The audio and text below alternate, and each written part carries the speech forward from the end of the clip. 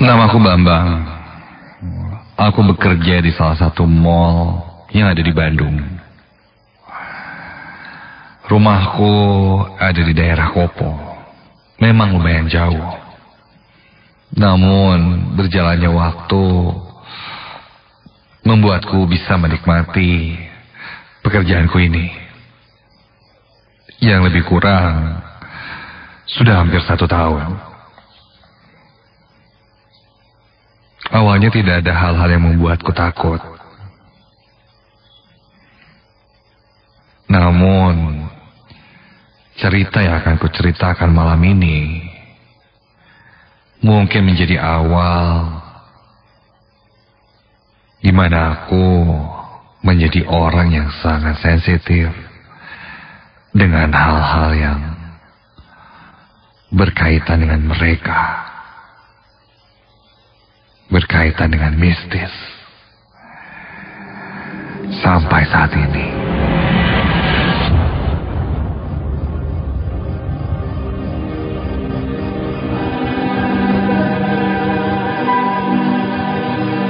Hari itu aku pulang agak larut malam. Membuatku terpaksa pulang menuju rumah saudaraku yang berada di daerah Cimenyan. Malam itu sudah menunjukkan jam 11 malam. Cukup malas juga jika aku harus pulang ke rumah sendirian dalam kondisi malam seperti itu, bahkan hampir tengah malam. Jadi malam itu kuputuskan untuk menginap saja di rumah saudaraku atau omku itu yang letaknya tak jauh dari tempat kerjaku. Karena kebetulan besok hari libur. Tak lupa aku mengabari orang tuaku.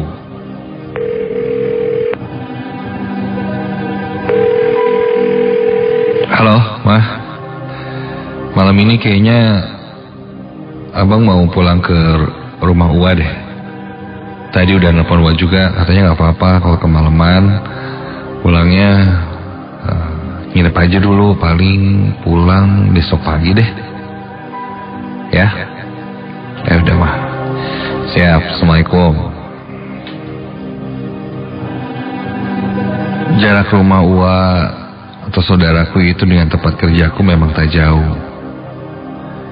Ya, jika sudah malam, hanya butuh waktu kurang dari 15 menit, aku sudah sampai di rumah Uwa.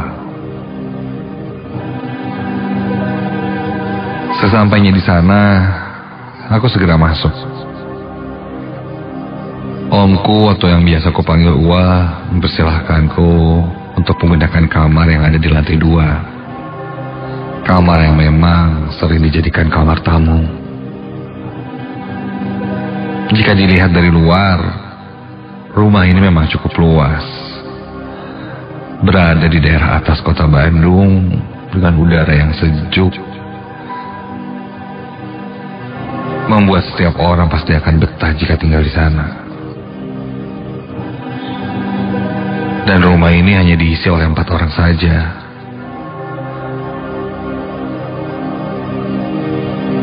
Di lantai 2 ada 3 kamar dan ada 2 kamar di bawah. Ketika masuk ke dalam rumah, memang lampu-lampu di dalam rumah ini terlihat temaram. Jadi agak gelap. Karena Wah bilang yang lain sudah tidur. Singkat cerita, setelah mengantarkanku ke kamar di lantai 2, Wah langsung kembali ke kamar yang ada di lantai 1. Wah, makasih ya.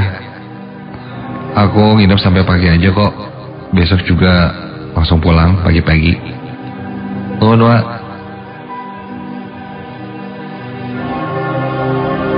Tua membalasku dengan senyuman dan mengiyakan. Bahkan katanya menginap lebih lama juga tak apa-apa. Aku jadi tidak enak. Singkat cerita, sebelum tidur, aku pergi ke kamar mandi untuk bersih-bersih. Kamar mandinya berada di luar kamar. Dan saat itu, di lantai 2, tidak ada orang. Karena tidak ada orang di lantai atas, aku pun tidak menutup pintu kamar mandi. Karena aku hanya mencuci muka di wastafel.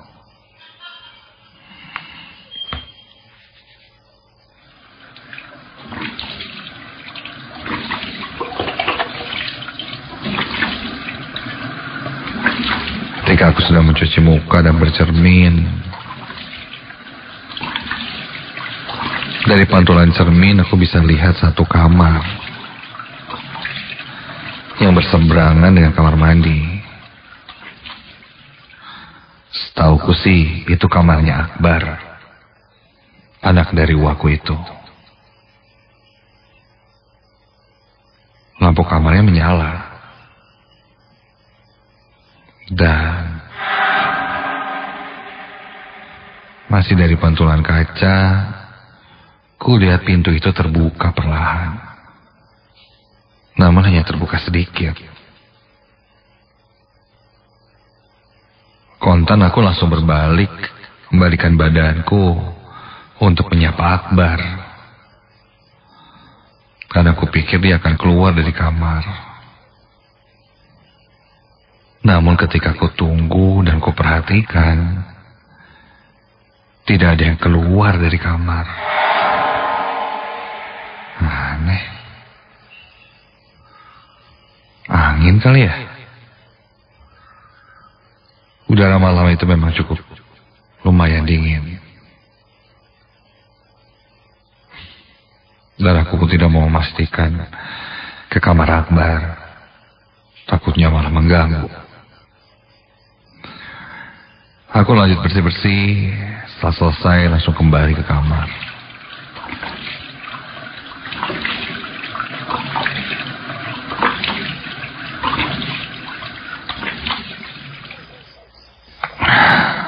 Sampai depan kamar aku masuk. Dan sebelum menutup pintu kamar, aku sedikit mengintip, menengok ke arah kamar Akbar. Yang pintunya masih terbuka sedikit.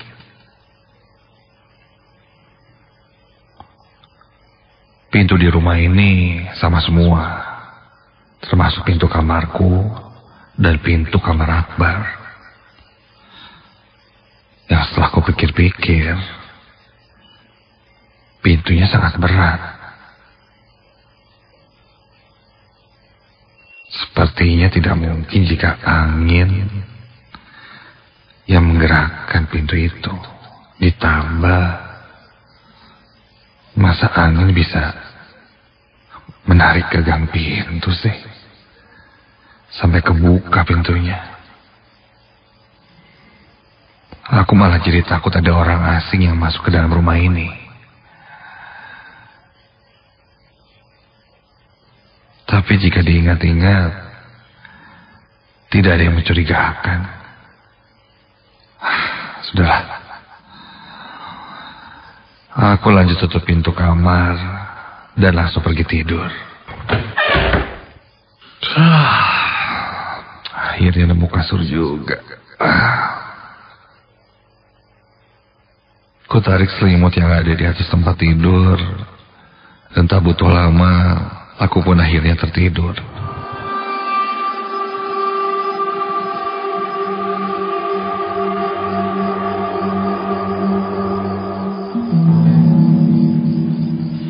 Sampai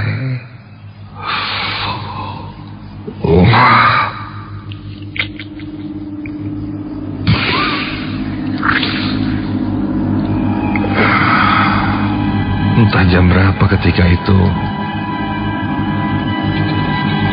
aku tiba-tiba saja terbangun.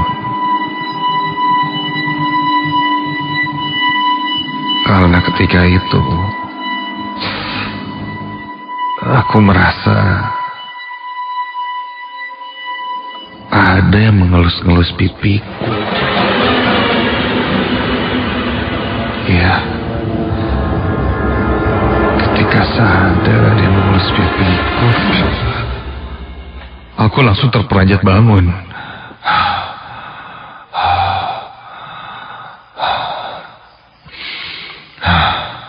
Ku buka mataku, namun ketika aku lihat tidak ada apa-apa.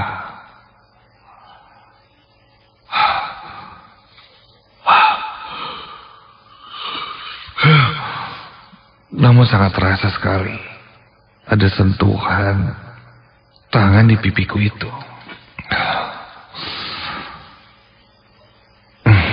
Mungkin aku hanya ngelindur, hanya mimpi.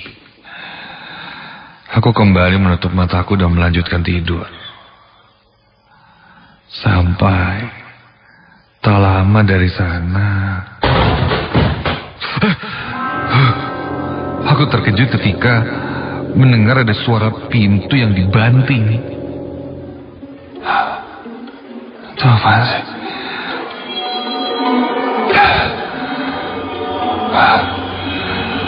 Refleks aku langsung bangun dan segera mengecek keluar kamar.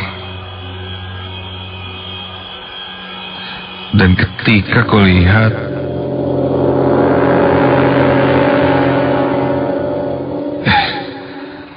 ternyata itu pintu kamar Akbar yang sekarang terbuka lebar.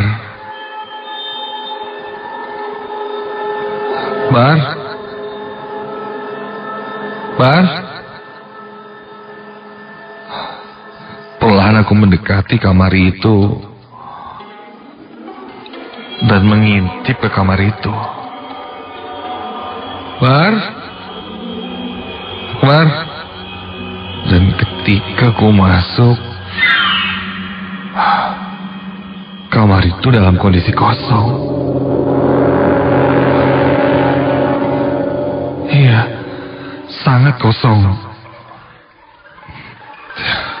Bahkan tempat tidur pun tidak ada, hanya ruangan kosong saja.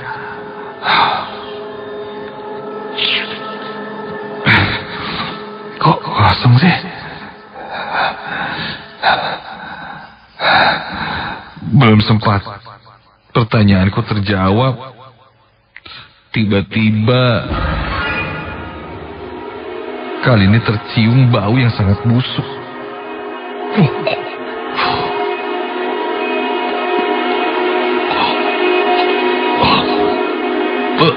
Bau apa nih?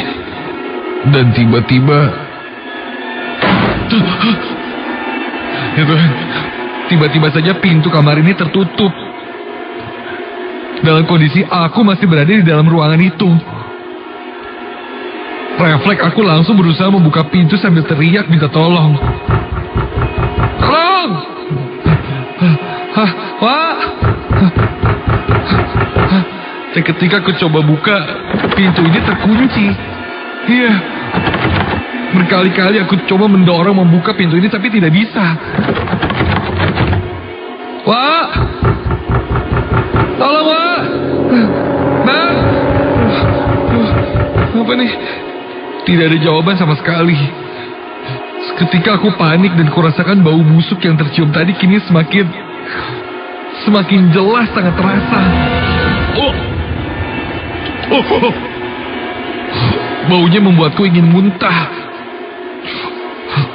Kepalaku mendadak pusing dan pandanganku sedikit kabur.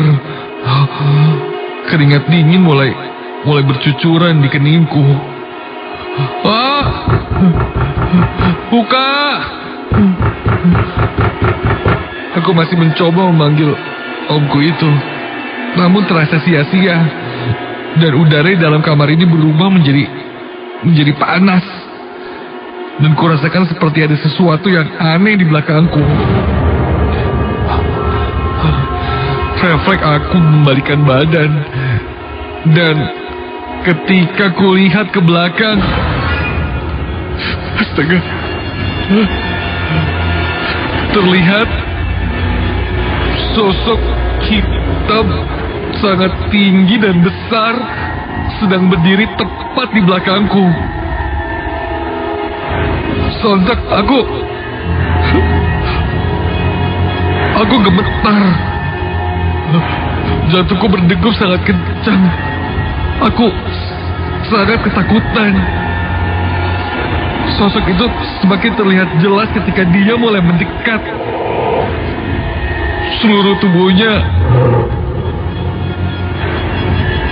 berbulu hitam, tinggi, besar, dengan bola matanya yang berwarna merah dan giginya bertaring.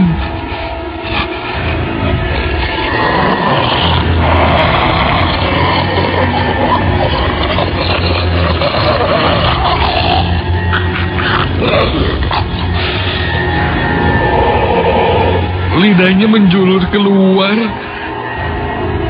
panjang seperti akan menjilatku. Aroma busuk seperti sapa bangkai kini tercium sangat jelas berasal dari sosok itu. Aku coba untuk berteriak namun tak bisa. Aku pejamkan mataku sambil terus berdoa sebisa mungkin. Sampai akhirnya terasa ada yang memelukku sangat kencang. Hingga aku kesulitan bernafas. Untuk berdoa saja aku tidak bisa.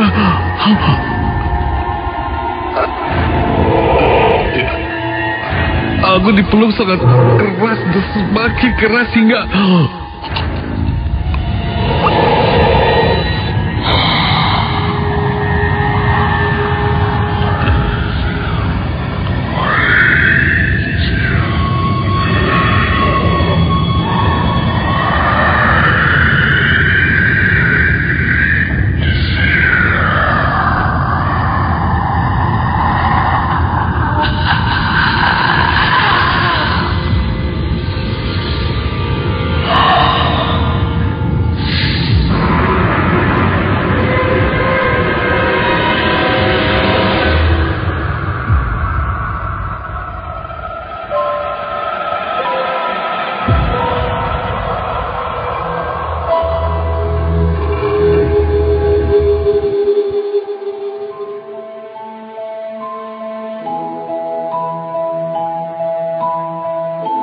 keesokan harinya, ketika tersadar, aku sudah berada di atas tempat tidur.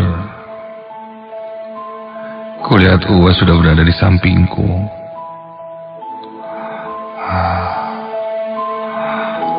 Ketika bangun dan sadar, Uwa bertanya, kenapa aku pingsan dan ditemukan di dalam kamar itu. Aku pun menceritakan apa yang kualami. Uwa mengatakan mungkin yang kulihat semalam itu adalah sosok yang sama yang pernah mengganggu Akbar.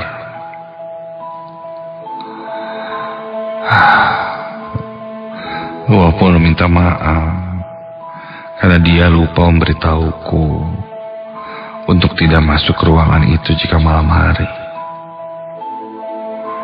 Dulu kamar itu memang kamar Akbar, namun semenjak kejadian yang menimpa Akbar dan Akbar melihat sosok yang sama sepertiku, kamar itu tidak diisi lagi. Sebelumnya Uwa pernah memanggil orang pintar untuk mengusir sosok itu. Namun ketika dicek, orang itu malah menyuruh Uwa untuk pindah rumah saja. Namun karena tidak mau menjual rumah ini, terpaksa Uwa masih tinggal di sana dan mencoba menghiraukan itu semua. Dan sosok makhluk tinggi besar itu masih ada di rumah itu sampai saat ini.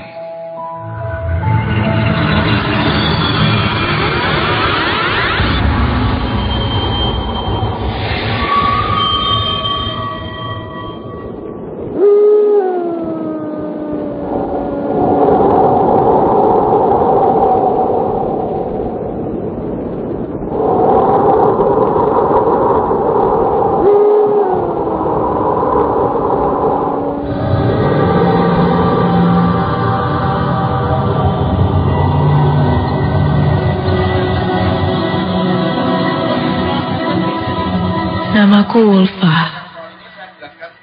Sekarang aku sudah menginjak masa kuliah di salah satu universitas yang ada di daerah Bandung Utara.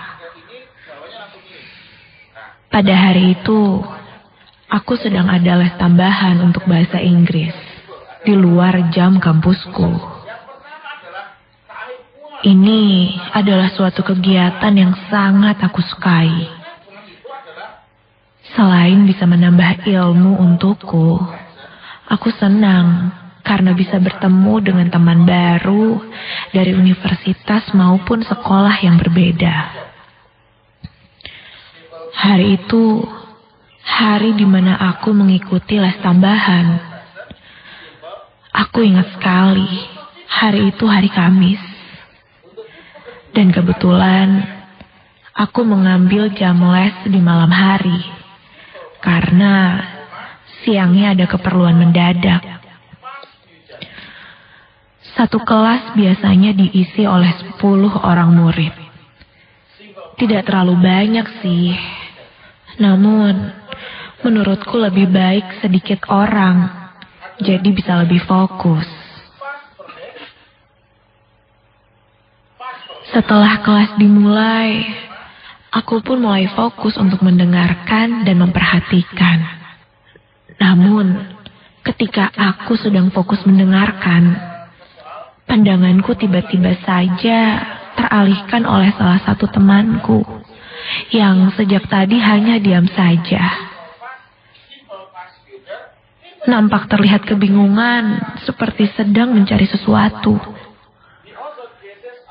Aku pun mendengarkan sambil memperhatikannya.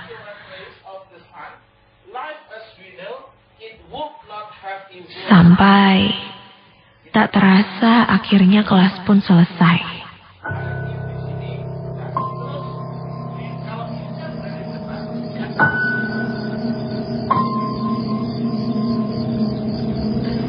Sebelum pulang, aku menghampiri temanku yang dari tadi terlihat kebingungan. Kamu kenapa sih? Ada apa? Sini cerita-cerita. Kelihatannya kamu kayak lagi ada masalah gitu, ucapku. Lalu dia pun berkata bahwa dia tidak ada apa-apa. Hanya saja penasaran dengan tempat ini.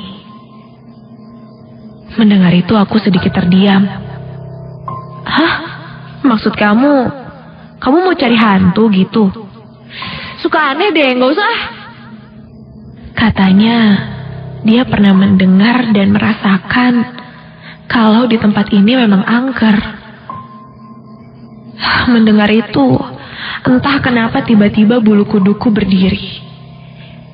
Ia pun menambahkan, jangan pernah sompral di tempat les ini.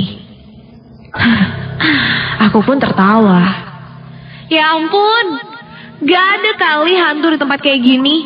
Hantu itu adanya di kuburan. Aku pun coba menyanggahnya dan berusaha ingin memberitahunya bahwa jangan termakan oleh omongan orang-orang. Namun, ketika aku berkata seperti itu, wajah temanku mendadak serius. Ia hanya mengingatkanku untuk berhati-hati. Katanya suka ada yang diikuti juga. Aku pun mengiyakannya dan segera berpamit pulang. Iya deh, iya. Gue break duluan ya kalau gitu.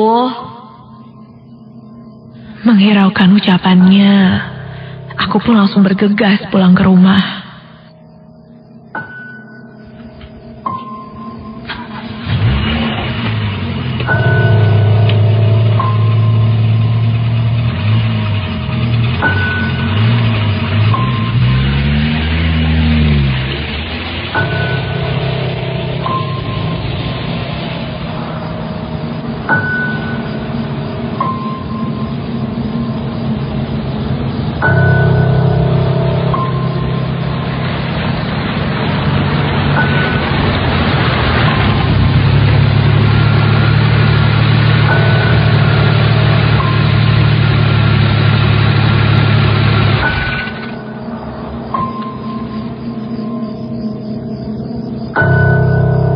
Sesampainya di rumah, tak terasa kulihat jam sudah menunjukkan pukul 7 malam. Karena cukup lelah hari itu, aku pun langsung pergi ke kamar dan bersih-bersih. Sebelum tidur, aku membuka laptopku untuk mengerjakan beberapa tugas kuliah yang belum kukerjakan. Sampai ketika aku sedang fokus mengerjakan tugasku itu, aku dikagetkan dengan suara handphoneku yang tiba-tiba berbunyi. Dan ketika aku lihat, ada panggilan masuk. Namun aku tidak menyimpan nomornya. Iya, nomor ini tidak dikenal. Aku pun langsung mengangkatnya. Iya, halo? Tak ada jawaban. Halo? Siapa ini? Halo? Lagi-lagi tak ada jawaban. Sedikit kesal, aku pun menutup telepon itu dan melanjutkan mengerjakan tugasku. Kulihat, jam sudah menunjukkan hampir tengah malam. Mataku sudah terasa berat. Aku pun memutuskan untuk menyudahi tugasku malam itu dan segera tidur.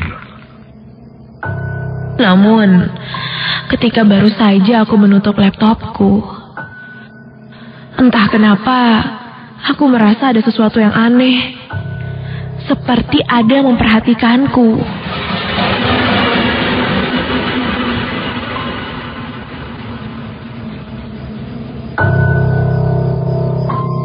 Dari arah sudut mataku, seperti ada yang berdiri di sudut tembok kamarku ini. Namun, ketika kulihat, jelas sekali, aku tidak melihat ada siapa-siapa. Aku pun lanjut merapikan mejaku dan segera pergi untuk tidur. Aku merebahkan diriku di tempat tidur. Duh, kok tiba-tiba panas ini? Udara di kamar yang tadinya dingin seketika berubah menjadi sangat panas. Aku pun bangkit menuju ke arah jendela dan membukanya.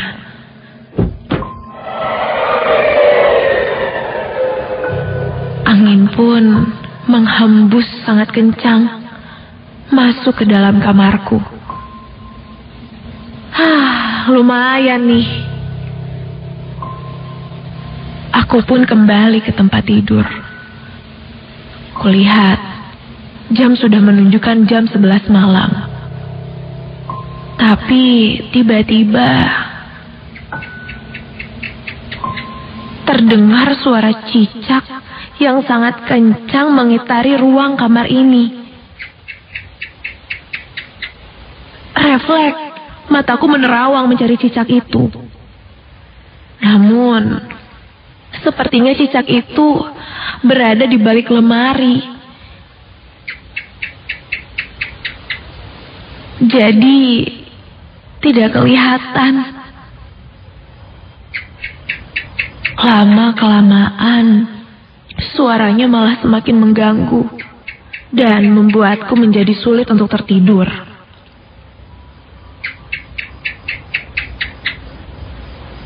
Aku pun menyalakan musik dari handphoneku, berniat untuk menutupi suara cicak itu. Namun, ketika baru saja aku akan menyalakan musik,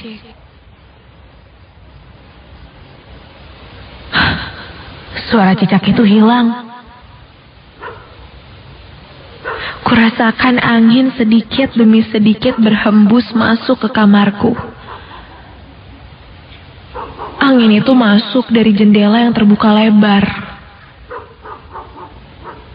Kupejamkan mataku dan berusaha untuk tertidur. Sejenak, suasana hening.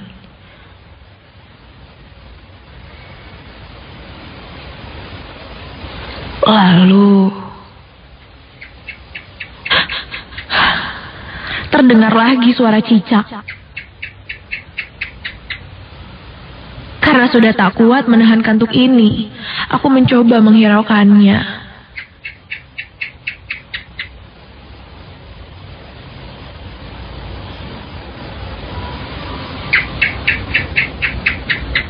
Namun, lama-kelamaan,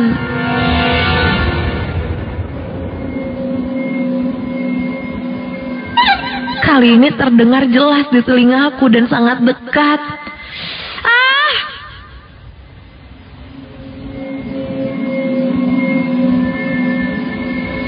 Lama-lama terdengar bukan seperti suara cicak, tapi astaga, ada yang menarik-narik selimutku pelan-pelan. Aku pun menahannya. Tarikannya semakin kencang dan kuat.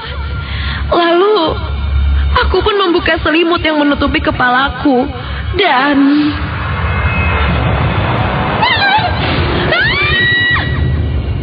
tepat berada di atasku, ia merangkak.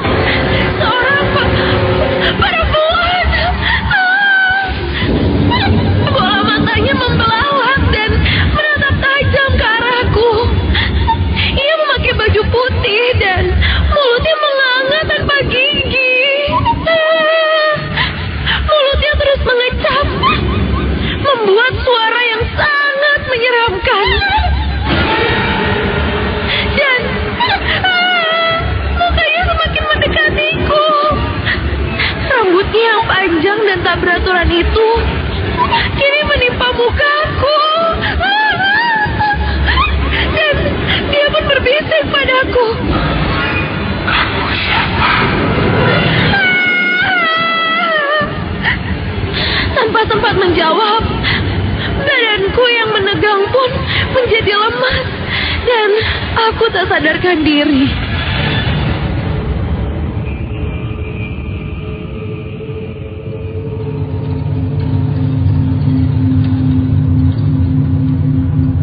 Aku pun tersadar ketika orang tuaku membangunkanku. Aku tersentak kaget. Aku yang masih syok saat itu tidak menceritakan apa yang aku alami. Sampai keesokan harinya, ketika aku bertemu dengan temanku, aku langsung bertanya dan menceritakan kejadian yang aku alami. Dan akhirnya dia pun angkat bicara bahwa temanku juga mengalami kejadian yang sama denganku. Entah ini ada hubungannya dengan yang waktu itu temanku bicarakan. Yang pasti, saat itu aku berpikir bahwa sosok itu datang karena mungkin merasa terganggu dan terusik. Semenjak kejadian itu, aku pun jadi semakin berhati-hati untuk bicara dimanapun dan kapanpun.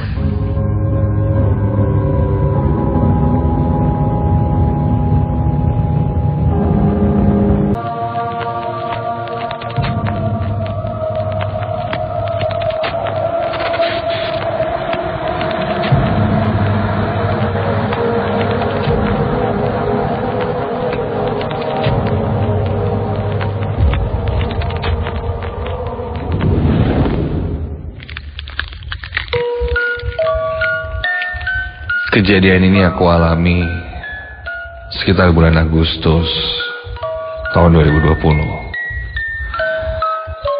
Masa pandemi membuat semua orang harus bekerja, berusaha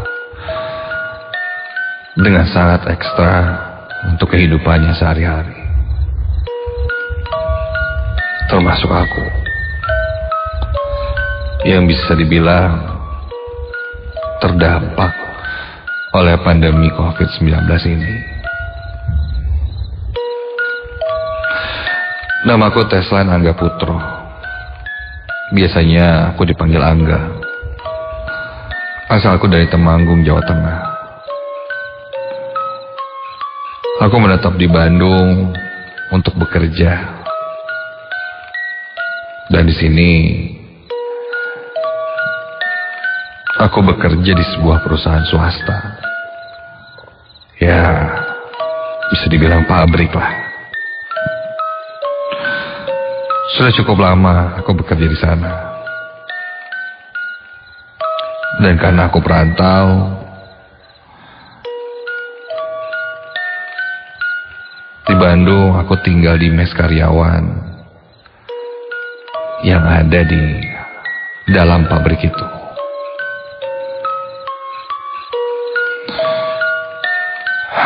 Namun ketika itu atasanku membuat peraturan baru bahwa mes akan ditiadakan. Kamar-kamar mes akan diganti jadi gudang. Dan otomatis kami yang tinggal di mes harus mencari tempat tinggal lain.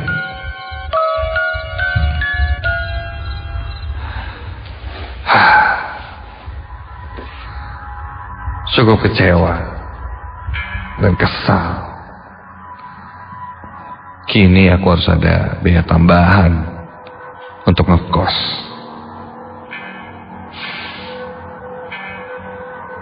Mau bagaimana lagi? Kondisi sudah seperti ini. Ketika sedang kebingungan, aku bertemu dengan Dimas, temanku.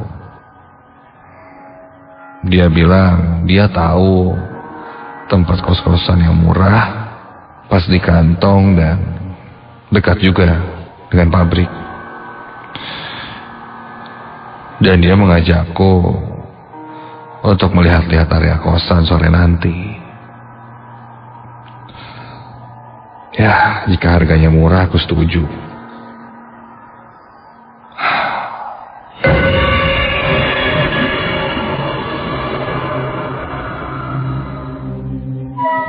Aku simpan motorku dan kami mulai berjalan dari kantor menuju gang yang berada tak jauh dari pabrik tempatku bekerja. Aku malah baru tahu ada gang di sana.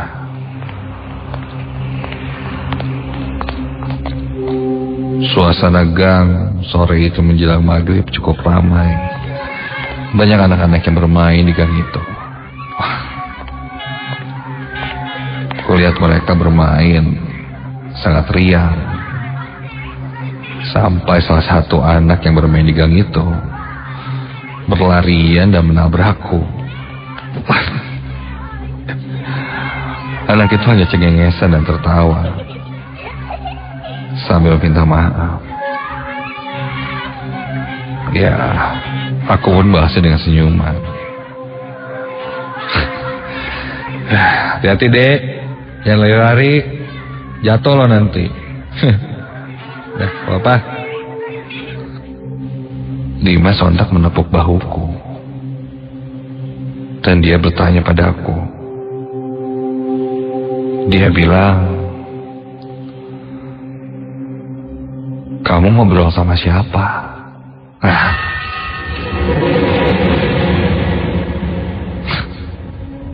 Aneh.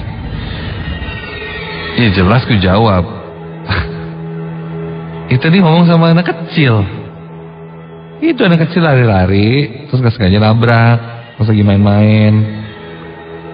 Iya. Anak kecil bro. Dimas menatapku keheranan dan meyakinkanku sekali lagi bahwa di gang ini sejak tadi tidak ada anak kecil. Hah? Wah, lu jangan bercanda lo. Seriusan, coba lihat ke belakang. Loh? Hah? Ketika aku coba lihat ke belakang pun, anak-anak kecil itu tidak ada.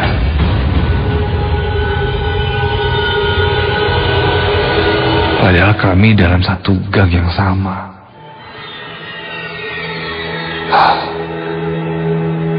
Anak-anak kecil yang kurang lebih sekitar 5 orang itu hilang. Tidak terlihat sama sekali. Aneh.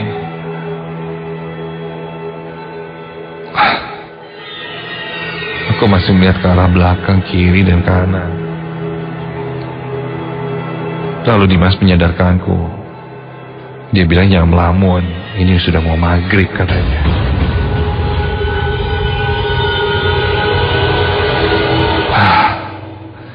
Yaudah, yuk. Kami pun lanjut berjalan hingga sampailah kami di rumah kos-kosan. Hanya sekitar 15 menit, aku sudah sampai di kosan ini.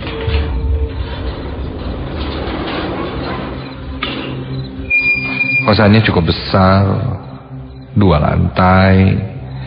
Lantai 1 terdiri dari parkir motor di dalam, dapur, ada 4 kamar mandi, 6 kamar tidur. Sementara di lantai 2 ada balkon yang biasanya digunakan untuk menjemur pakaian. Ada 8 kamar dan juga 2 kamar mandi. Setelah melihat kos-kosan ini,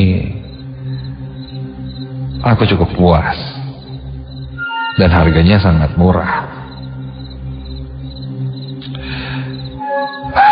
Setelah aku hitung-hitung penghasilanku dan kosan ini, sudahlah. Akhirnya aku mengambil salah satu kamar kosan yang ada di sana. Aku ambil kamar kos yang ada di lantai 2, yang berdekatan dengan balkon, supaya lebih mudah melihat pemandangan dan juga menjemur pakaian. Malam itu pun aku bertemu Pak Cecep. Dia pemilik kosan itu. Dia mengajakku untuk melihat-lihat ke dalam kamar.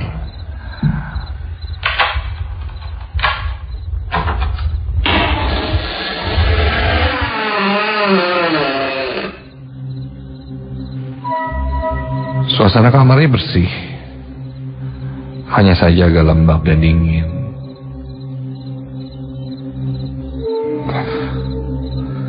Tanpa pikir panjang, aku pun langsung mengambil kamar itu. Jadi ya Pak, saya di kamar yang ini ya. Ini buat panjarnya dulu. Nanti sisanya pas sudah gajian saya bayar bulanan ya. Makasih ya Pak.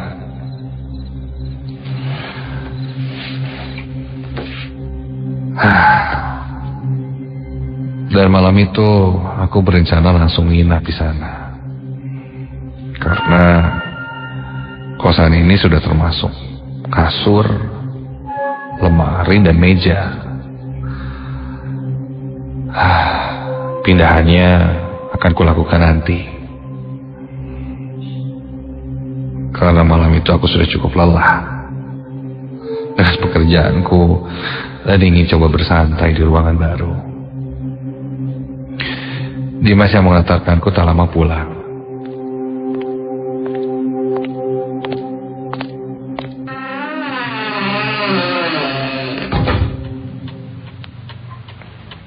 Aku coba menikmati kamar kosan baruku ini. Hingga hampir sekitar jam 8 malam, perutku mulai lapar.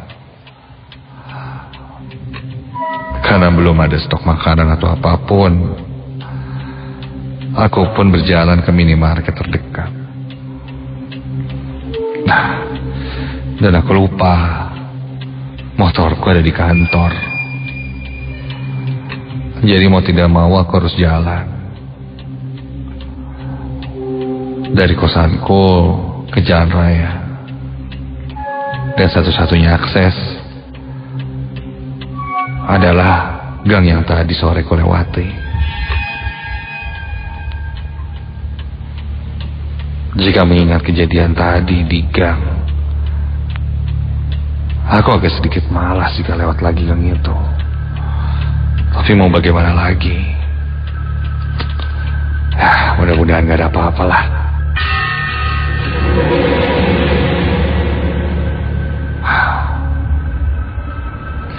Aku bergegas keluar dari kamar, mengunci pintu, lalu turun ke lantai 1. Dan ketika akan keluar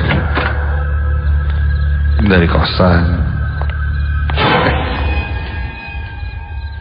langkahku terhenti ketika di luar, di depan kosan ini ada yang sedang berdiri.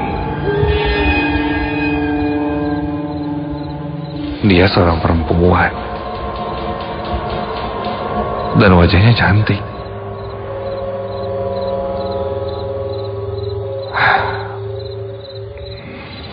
Dia berdiri depan kos-kosan,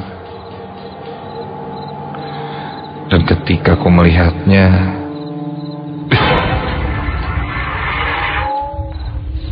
dia ternyata sadar, dan kami pun saling bertatapan.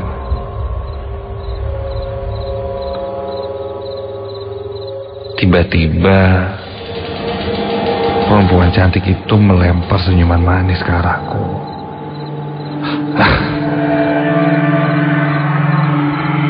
Karena malu, aku hanya membalasnya dengan senyuman lagi dan anggukan kepala, tanpa membalas ucapan apapun.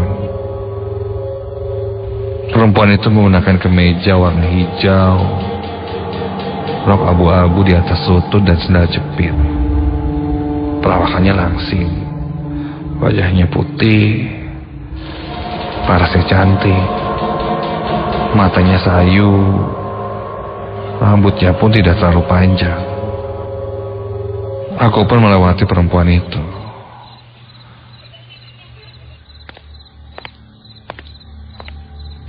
Dan dia masih ada di depan kosan, seperti sedang melihat-lihat ke arah kosan. Aku berjalan semakin jauh, menjauh dari perempuan itu. Aku coba lagi lihat ke belakang. Perempuan itu masih ada. Sudahlah, mungkin lagi nunggu seseorang. Begitu pikirku. Aku lanjut ke minimarket. Sampai di minimarket, aku belanja segala kebutuhan, ini itu, sambil beri makan malam. Nah, untungnya ketika lewat gang tidak ada kejadian apa-apa. Syukurlah. Setelah selesai dari minimarket, aku pun berjalan keluar. Begitu keluar dari minimarket,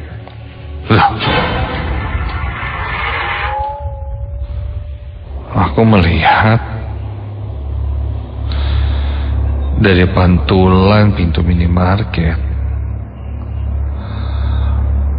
aku melihat perempuan berbaju hijau yang tadi di depan kosan sedang ada di dalam minimarket dan terlihat seperti memilih-milih makanan. Kapan masuknya tuh orang? Kok udah di sini lagi sih? Ngikutin jangan-jangan. Aku segera keluar dari minimarket. Aku langsung berjalan menuju arah kosan, masuk ke gang yang sama. Namun kali ini suasananya berbeda.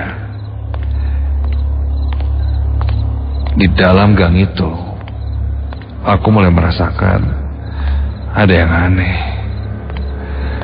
Seperti ada yang mengikutiku dari belakang. Sesekali kulihat ke arah belakang. Tidak ada apa-apa.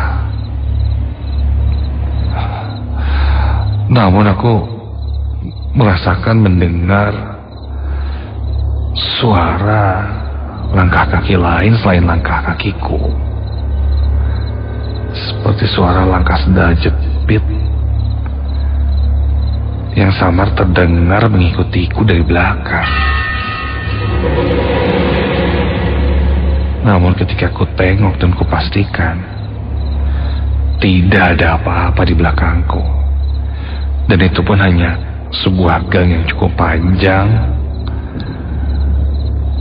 yang tidak mungkin tidak terlihat jika ada orang.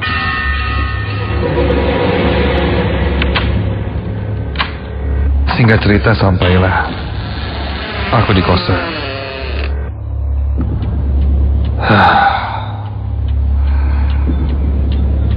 Aku langsung menyantap makan malamku, dan agar tidak sepi, aku simpan laptop di atas meja yang ada di sana, menyalakan sedikit musik agar cukup tenang, hingga akhirnya setelah semuanya selesai, aku pun mulai terbaring di tempat tidur. Aku mulai beristirahat, mataku terpejam, dan aku mulai tertidur dalam waktu yang cukup lama.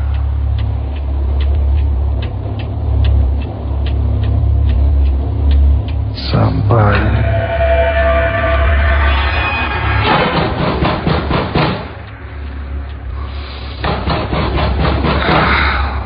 aku terbangun ketika mendengar suara ketukan pintu.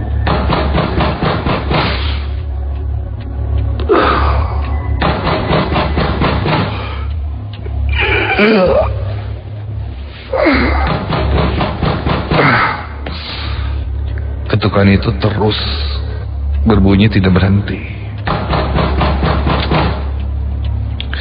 Aku lihat saat itu sudah jam 1 pagi.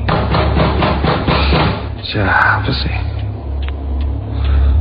Suara ketukannya terdengar sangat keras. Bukan lagi seperti diketuk, tapi digedor-gedor. Dalam kondisi setengah sadar, aku bangkit dari tempat tidur menuju pintu. Dan ketika aku buka pintunya,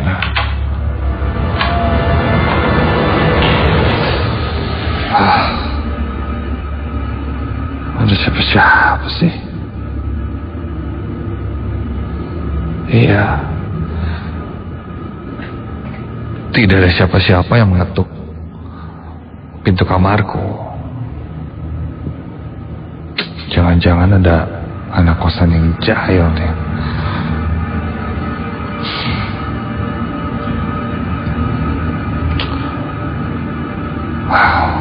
Udahlah.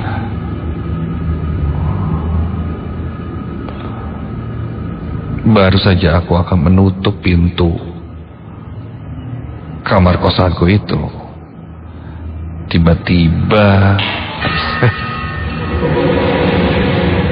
ada yang menahan gagang dari arah berlawanan. Iya, ada yang menahan gagang pintu ini agar tidak tertutup. Dan ketika kulihat, astaga,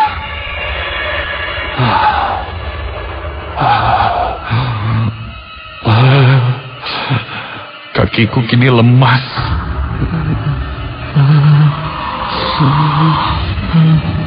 Karena ketika kulihat di depan pintu kamarku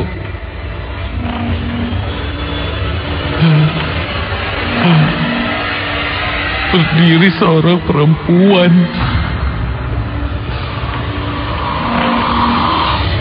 Jelas dari wajahnya, itu perempuan yang sama seperti di depan kosan dan di minimarket yang kulihat. Namun, kali ini kondisinya sangat menakutkan. Dia menangis lirih sambil terus meminta tolong. Dan kondisinya sudah tak karuan. Wajahnya rusak.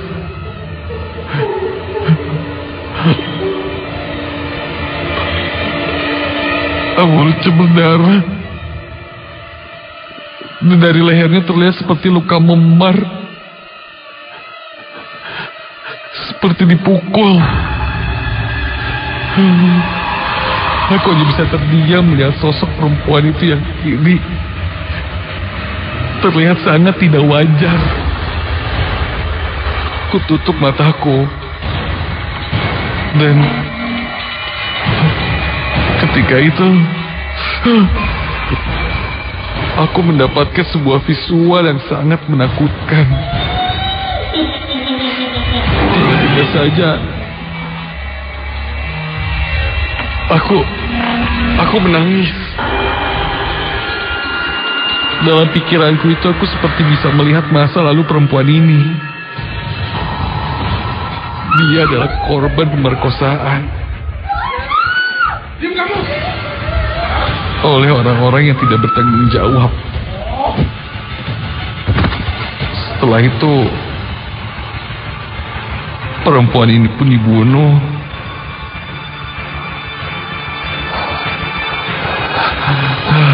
Dan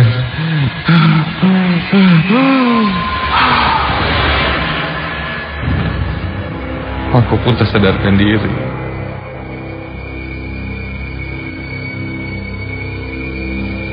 Iya, aku bisa melihat resital kejadian yang dialami perempuan itu. Ketika aku bangun, Pak Cecep, pemilik kosan, sudah berada di sampingku.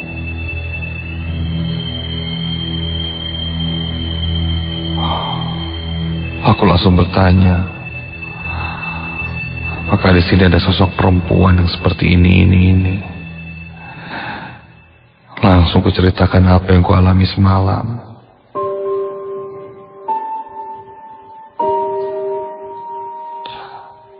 Ketika aku tanyakan, Pak Cecep tidak tahu apa-apa tentang sosok perempuan itu. Pak Cecep lebih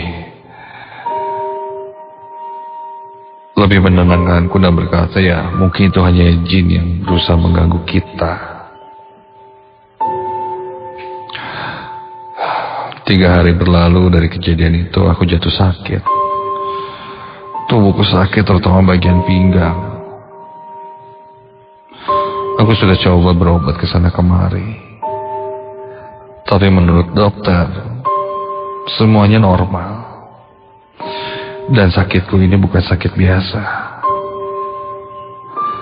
Temanku Dimas menyarankanku untuk bertanya pada orang yang mengerti hal spiritual. Dan katanya yang menyebabkan pinggangku sakit, aku ketempelan sosok perempuan.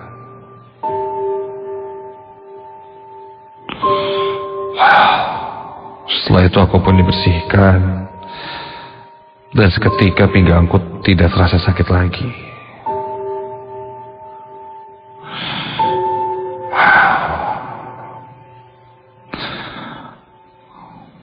Dia bilang katanya sosok itu menyukaiku dan ingin aku menjadi suaminya.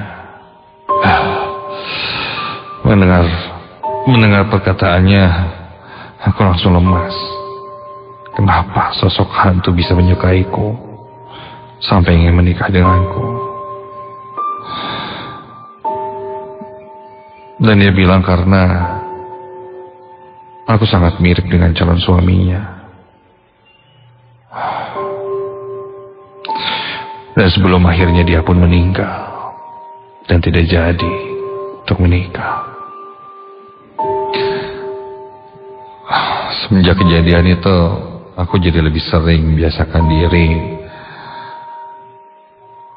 untuk mengaji di kamarku yang baru itu, agar sosok itu tidak mendekatiku lagi. Dan akhirnya gangguan-gangguan itu pun berhenti.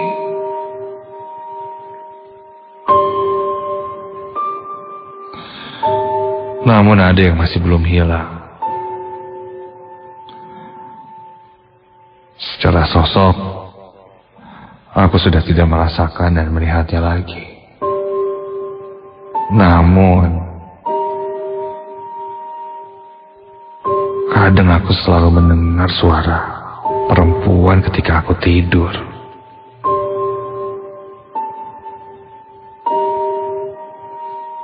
Dan dia seakan terus memanggil namaku dan mengajakku untuk pergi.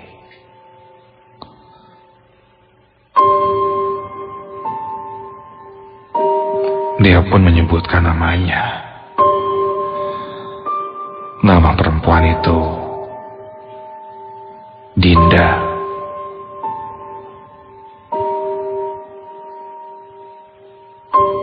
Apakah itu sosok yang sama yang katanya menyukaiku, yang terus menghantui dan menjadi mimpi burukku sampai saat ini?